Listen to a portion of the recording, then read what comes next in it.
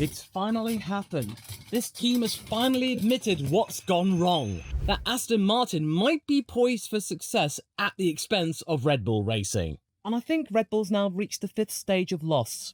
Acceptance. All as part of another edition of What's Helmut Marko Said Now? In this case, it's all to do with the struggles that the team have had ever since Adrian Newey ceased active involvement with the RB20 after the Japanese Grand Prix. And not long after we heard this news, basically we saw Adrian in Miami and he wasn't actually involved in any meetings whatsoever, he was just a guest, the success of Max Verstappen started to be on the wane. And we've now reached a situation where Max Verstappen has not won a single race ever since the Spanish Grand Prix, his longest race-winning drought since 2020. And yes, of course, there is a chance in Austin that he could easily end that drought and then win, and then continue to win if this upgrade package they're touting for this Grand Prix works. But if it doesn't, then I think Red Bull might be in a little bit of a pickle. But hey, at least what Helmut Marko has said now has made me feel like, okay, they've now actually accepted Newey's loss, and they might be able to address the situation. And in that case, good for them, and I hope they can move on. But this is still a pretty big surprise. We all suspected this year would have been a similar situation to last year. And I bet that even if you are new to Formula 1, in that case, welcome by the way, and I hope that you're enjoying all of the calamity, I think even people who are relatively light in terms of F1 knowledge might have recognised that Adrian Newey might have had something to do with the little bit of a wobble that Red Bull has had this season. You don't need to be a long-term F1 fan to realise this. No amount of deflection, derision or downplaying of the truth can mask the fact that this team was not ready for Adrian to leave like this. But yes, I know, you're probably keen to find out what exactly Helmut Marko said right now, and I am more than happy to enlighten you with this quote that he had via Racing News 365, originally from Motorsport magazine. And I think this is pretty telling, but at least now Red Bull has managed to draw a line on the matter. Ahem. Adrian Newey is someone who is unique, outstanding in the Formula 1 world. When you lose someone like that, it's a turning point. Newey not only understands aerodynamics, but also mechanical grip, and so on. He goes around the car with his notepad, talks to the driver, and finds solutions. That's why Newey is definitely an exceptional expert. When you lose someone like that, it's a blow. We have a lot of good young people, and I'm sure they can compensate for the departure, but it would be wrong to say that it has done nothing to the team. A little bit dig of corner there. The number of departures, and especially the prominence of the names, is obviously painful. That's in regards to all of the other people leaving. And all of these employees that announced their departure were very successful, very experienced employees, including Newey. Now it takes a certain amount of time to fill these positions accordingly. People need a certain amount of time to get used to it. Maybe that's one of the reasons, together with the wrong turns in the updates, that we don't have a winning car at the moment. Now, you might be thinking that this isn't a big deal, that what Helmut Marko is saying is par for the course for any F1 team, that Mercedes suffered a similar situation a couple of years ago, with its key personnel leaving for other teams, including Red Bull. You remember that infamous spat between Toto and Christian, him revealing that 200 or so staff members from Brackley have moved to Milton Keynes over the last couple of years? Whether that specific figure is true or not remains to be seen. It all could be part of the hype and drama, but it is very, very accurate that people come and go from all of these different respective teams, all potentially looking for maybe a better opportunity, more money, or maybe a different challenge, which is exactly what Adrian Newey did by then announcing that he was going to take a bit of a break because he hadn't really had one for many decades, and then subsequently moving to Aston Martin for a bit of a change of scene. And ultimately, what he's got is probably far more than what Red Bull and Christian Horner might have been able to or were willing to give him, and that was total control of a certain aspect of the team or the entire team. But I'll talk more about that aspect later. But you might have noticed that ever since Newey made his announcement that he was leaving the team after almost 2 decades, there was an initial smattering of well-wishing and thanks from the higher-up of Red Bull. But as time passed and the results started to wobble a little bit around Imola, the headlines started to move toward Marko and Horner noting that Adrian Newey's involvement with the RB20 wasn't all that he had been barely involved in the development of the car, and that this was something that the existing team led by Pierre Vacher could easily thrash out once they were able to get an understanding of it, and therefore Max Verstappen could take some time in the RB18 to try and compare and contrast. Now okay, many people bought that, but it's now becoming increasingly evident that the original loss of Adrian Newey is a lot more than Red Bull bargained for, and that it will take some time for them to fill in the gaps. But I do think that there are plenty of people at that team to be able to bridge that gap in due course. It might take a year or two, but they will get it eventually. But the fact is, though, is that what Marko said earlier was down to the fact that Newey's personality was confident enough to be able to go to drivers and actually get the feedback that they need. Are these people that might be replacing him able to do that kind of thing and have that same amount of charisma and confidence to be able to do that, especially to someone like Max Verstappen?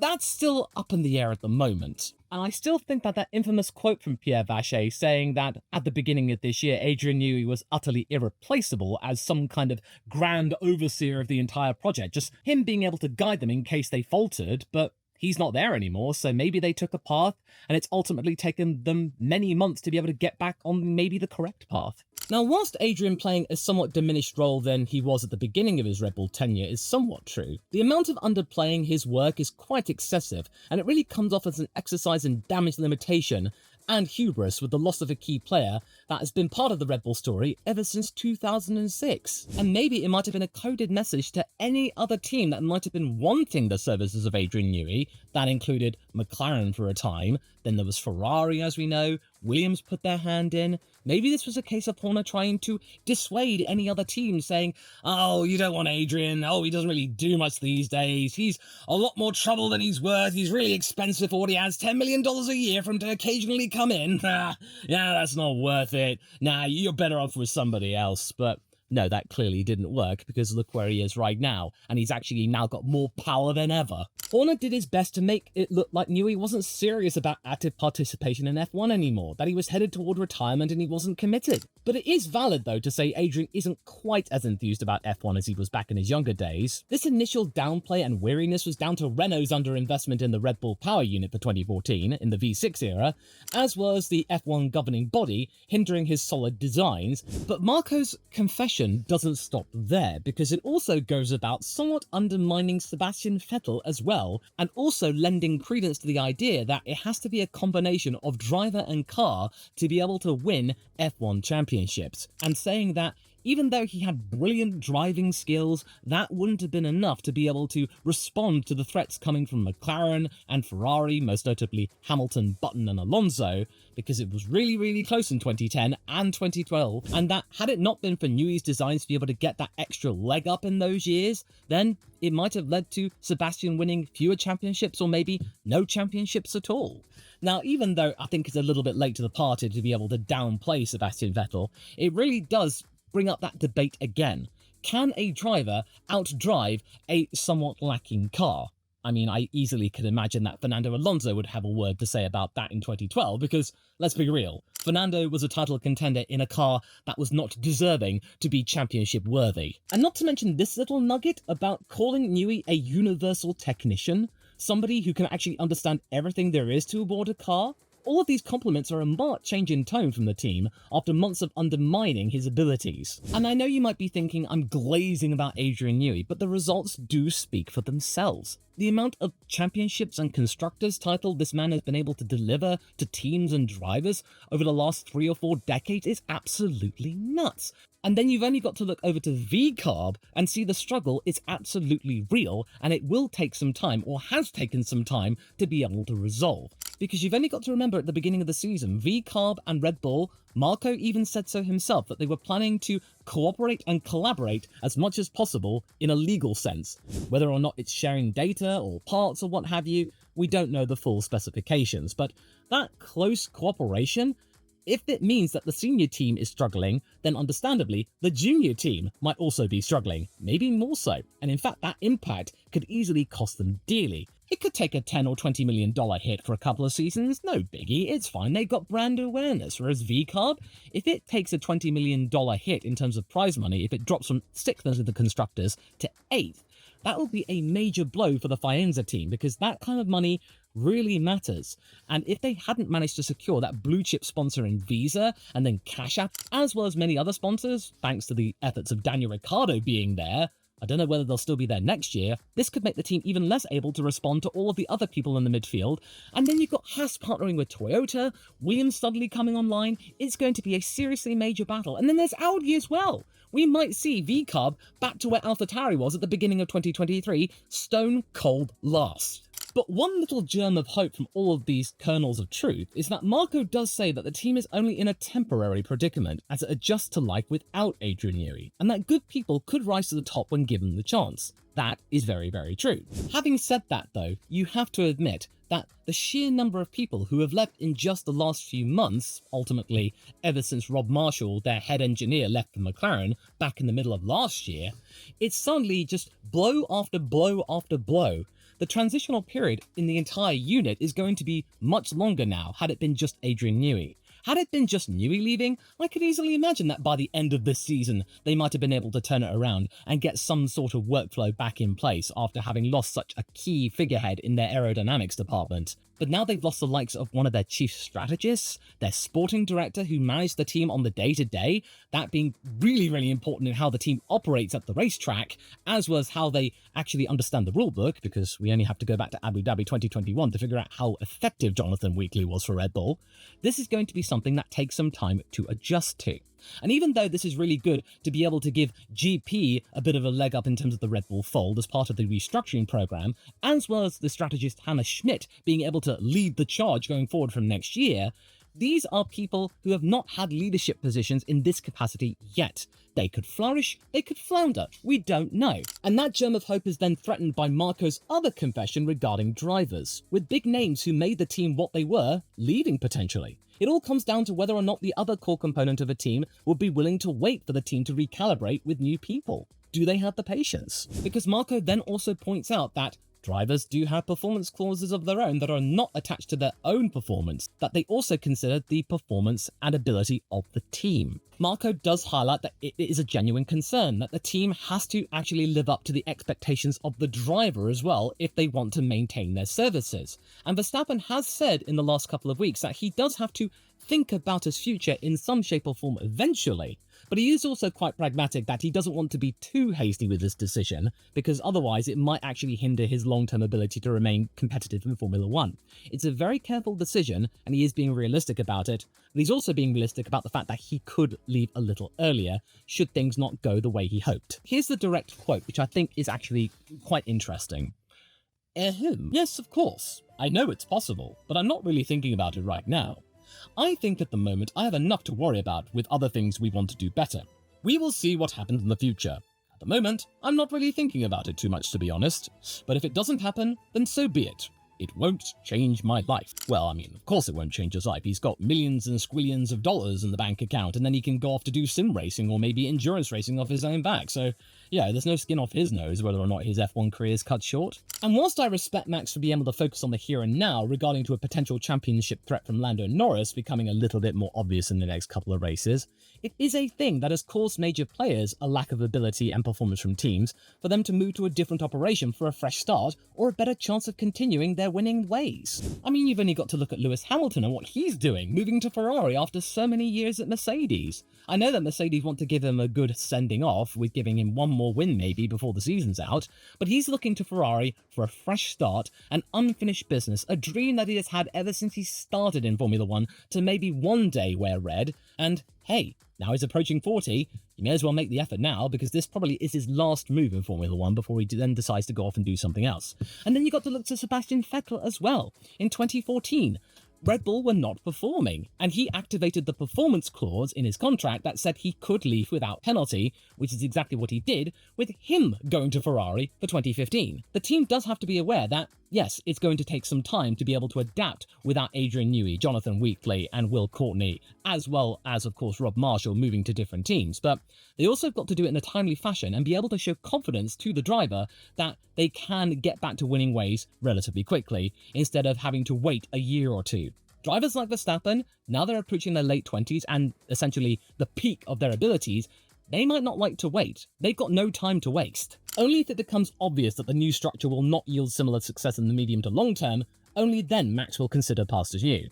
But I do appreciate Red Bull now starting to recognise that Newey's presence was a major factor in their success, not the sole factor, but a big one amongst many. I think it's important to acknowledge the loss and be able to move on from the days of Adrian Newey and be able to find confidence in new people, younger staff members, who now might have the time to shine, people no longer in the shadow of all of these great names that have been around Red Bull for 2 decades now, not just Newey. They need to have Red Bull a clear focus, but it's taken so long for them to admit this, many months of them just trying to deny the situation, ignore it, and that is something about Red Bull that I do not appreciate. The regular undermining of the man after he announced his departure, when it was obvious that he was a major player and a key component of Dietrich Mateschit's plan after he bought the team from Ford and promised to invest hundreds of millions of dollars in the team over the first 3 seasons of its existence. And Adrian was one of those investments. And I think the biggest embarrassment out of all of this is that all of the efforts of Christian Horner trying to downplay the importance of Adrian Newey in this age of Formula One have proven to be absolutely moot and utterly pointless. Because go and look at what Papa Stroll has promised Adrian Newey and has actually given him. He has basically given him, Adrian, the keys to the castle at Silverstone with Aston Martin's factory essentially being open to him at any time or day. He basically can do what he wants. And that is something that I think maybe, and I think this is something I'm going to have to bring the foam of doubt on, maybe this might have been partly the reason why he left Red Bull, not just to do with all of the allegations regarding Horner's, you know what. It could have been down to the fact that Adrian Newey might have wanted more influence and power at Red Bull, but he couldn't get it. Horner didn't want to relinquish control of the operation in any way, kind of like how Gene Haas doesn't want to relinquish any control and not work with outside investors. And do you recall the 11th hour cessation of talks between Red Bull and Porsche a year or so ago, when it became clear that Porsche wanted more control than Christian was willing to part with? Porsche had overstretched itself on that front though. Perhaps Newey was wanting more sway with the way the team was running in the wake of Mateschit's passing. But then maybe Christian said no, and then Newey pretty much gotten bored of the same old thing he'd been doing for a couple of decades, and then maybe wanted to try a challenge, or maybe retire from Formula One altogether. He wanted to have a bigger opportunity with more toys and whatnot, and he wasn't getting it. Not to mention with that wind tunnel that was slowly becoming more decrepit with time. All these other teams are investing in wind tunnels, they're getting their own toys to play with. Red Bull's not doing that, or at least they're now starting to do that, but that's not coming for another couple of years. That won't be fully operational until Adrian's pushing 70, whereas Aston Martin, McLaren, Williams, they're all investing now. Now, of course, this is speculation, it's pure conjecture, but I am looking at what Aston Martin has been able to give Adrian subsequently, and then also down to what was going on with the talks between Newey and Ferrari and why they broke down, and Vasseur saying that no one person was greater than Ferrari itself. It was becoming quite clear that maybe Newey wanted to actually have lots of influence with the way Ferrari is operated, and Vasseur said no. And traditionally speaking, yes, he's quite right. There is no bigger person than Ferrari, of course. So, as a result, Newey has become a shareholder of Aston Martin and a key partner with Papa Stroll, not just an employee, and will actually be a key figure in how the team is run. Having that amount of control to make good his plans for F1 in the future, that is clearly a last roll of his dice before retirement. It's a bold move, and one that comes with plenty of money. And it means that Adrian can now implement his own team of A players, alongside the other hires Stroll has brought on board with money being no object. And like I said, he now has the keys to all the big brand new toys that he could ever hope to play with. And yes, there are of course talks, and Nico Rosberg has said this, that having all of these star players under the same roof might lead to egos clashing. But then also maybe it might be down to the idea that Steve Jobs of Apple had, that maybe A players might want to work with A players. So you get all of these big names of Formula One working together and then appreciating that they are working with like-minded people who are of a similar skill level. And then hey, it might be absolutely harmonious, or it could be a little of both. But essentially now, Adrian is the leader of this operation. He can hire and fire who he likes, and he can then get the team he absolutely wants with no resistance from the higher-ups, because, according to Papa Stroll, he is equal to Adrian Newey, and Adrian Newey is equal to him. He will defer to Adrian more often than not. And with Horner trying to tone down his importance to F1 only for Stroll to amplify it, it's really a bit of an embarrassment, honestly.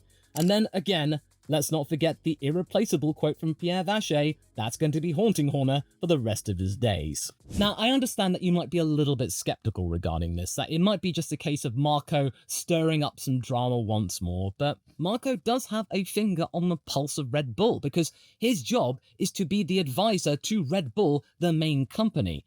It's his job to be right there in the middle of Red Bull and how it's being operated. Now that it's become clear that Christian Horner is in charge of Red Bull Racing, after the passing of Mateschitz, there's been some restructuring. Horner's trying now to assert control of that operation for himself. And Marko is there to basically be his shadow and report back to main headquarters. And this admission from him, it's good, it's a start, but it's probably something that was a few months too late. And again, Horner's efforts to try and diminish the abilities of Newey only for Stroll to give him this nugget at Aston Martin? Yeah, oops.